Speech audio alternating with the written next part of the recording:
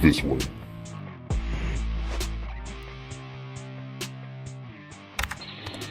It's these 8 crates. My bots will load them for you. Meanwhile...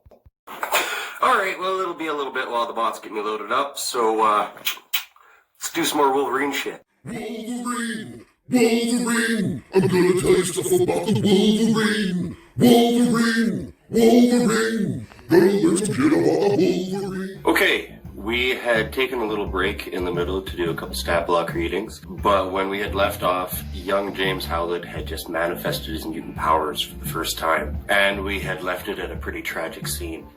Thomas Logan, the groundskeeper of the Howlett estate, had been driven from the estate, him and his son Dog both, because Dog had acted out inappropriately against Rose, being jealous of the friendship of Rose and James, I imagine.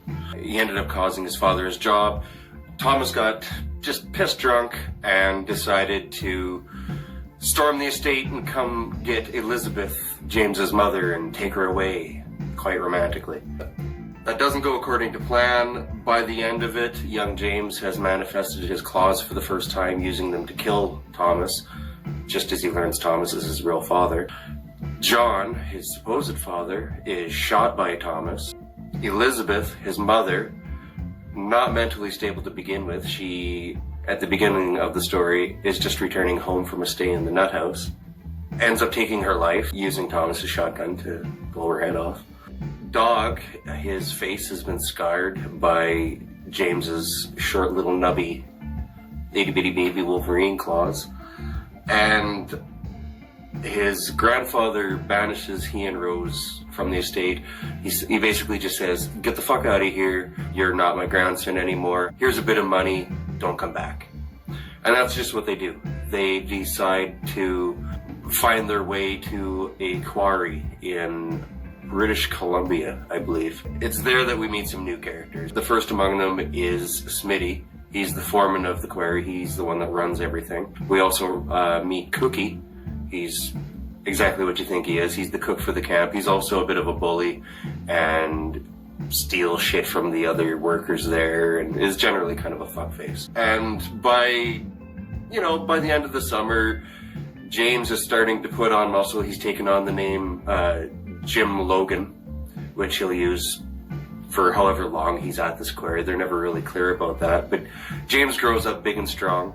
Rose ends up taking a position doing the books for Smitty, and eventually the two of them become an item themselves. Logan is a bit jealous, but he works through this by joining a wolf pack, because of course he does, and by doing cage fights, which is where we find him in the first X-Men movie way back when. Eventually it comes to the point, because Smitty's one of these guys, he also does the cage fights. They end up coming up against each other. They have a pretty good fight, but they end up... Logan throws the fight and lets Smitty win, basically just to keep everything nice between him, Smitty, and Rose. Earlier in the story, after a long time being bullied by Cookie, he had actually taken out Cookie too, and kind of put him in his place. In any case, at the end of this big fight between him and Smitty, and everything seems to be going okay, and everybody's friends, and everything's going great at the camp, that's when his half-brother Dog has finally tracked them down. And he's come to, obviously, avenge his father's death, their father's death. It doesn't quite go that way. James is able to defend himself against Dog, but in the scuffle, Rose, unfortunately, ends up getting impaled on Logan's claws. It kind of breaks his brain a little bit, and Logan makes the first of his runs out into the wilderness, going feral. This is a repeated theme as we go through Logan's life story. Basically, anytime a hugely traumatic event happens to this poor guy, he snaps and just turns into wild man. This is an aspect of his powers too. We learn from right when he's leaving the Howlett estate. Just like his body, his healing factor will heal his mind. If there's anything that really fucks with him emotionally, anything super traumatic, his mind will just heal right over it. Scar tissue, pretty much. And without, repeated reinforcement and whatnot, generally, it'll just go away and he'll forget that it ever happened. And, I mean, a couple hundred years of this repeatedly happening because he's the kind of guy that goes to war and has PTSD and horrible memories and nightmares. There's lots of his past that is fragmentary at best. This is the start of that. He lives out in the woods. I believe it's during this time that he first encounters the hunter in darkness. It's this creature with a wolf head and a man-like body. It's like a Native American mythological being, or at least that's how it's explained in the comic.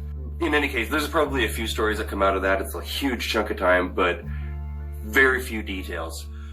In any case, at the end of that indeterminate period of time, he ends up ending his wild man days being captured and being put into a circus.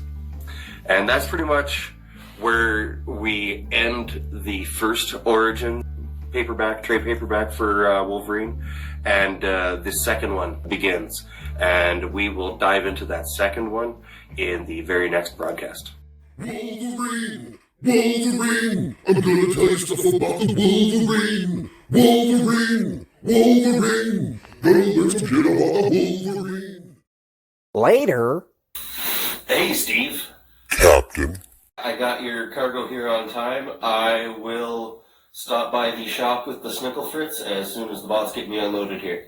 That will be satisfactory. Alright, pleasure doing business with you. Oh yes, always. A shame you will have to, as you say, fucking miss my sale. Out!